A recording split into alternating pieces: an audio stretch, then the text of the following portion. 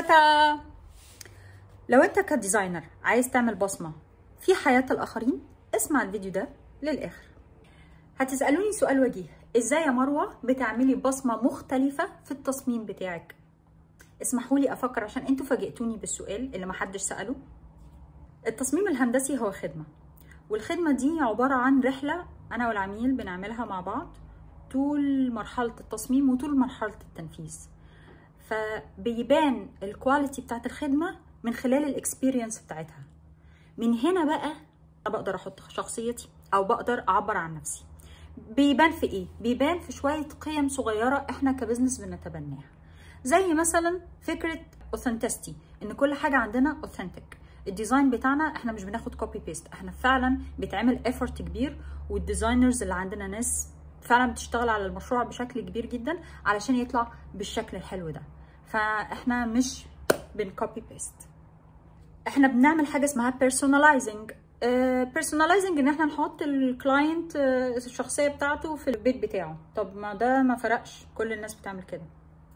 وهنا يا صديقي اقدر اقول لك لا، هناك فرق. نحن نختلف عن الاخرين في ايه بقى؟ في ان انا رساله الماجستير بتاعتي هي البيرسوناليتي تايبس. انا مسكت شخصيات الانسان المختلفه، درستها وشفت الديزاين اليمنتس بتاثر عليه ازاي سايكولوجيكال على المستوى النفسي، وعلى اساس ده شخصيتك وطبيعتك انت كبني ادم بتاثر على الانفايرمنت اللي حواليك، والانفايرمنت اللي حواليك بتاثر فيك. فمن هنا بيحصل الخلطبيطه بالصلصه وبيطلع الديزاين فت للكلاينت بتاعي. دي شويه من القيم بتاعتنا على سبيل المثال وليس الحصر. تاني حاجه احنا بنعملها علشان نسيب بصمه، بنعمل ميرجنج ما بين تو ساينسز، زي ما عملنا في فكره البيرسوناليزنج.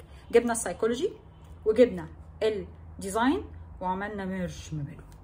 وهنا يا صديقي تكمن العبقريه، لان دايما بتكون النتيجه حاجه مبهره وحاجه مختلفه محدش عملها قبلك.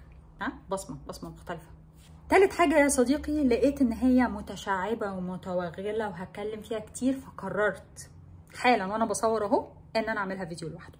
فلو عايز تعرف ايه هي تالت حاجه استنى الفيديو الجاي من حلقات كريم دولا كريم، المحتوى الهندسي ومش هندسي. انتظرونا.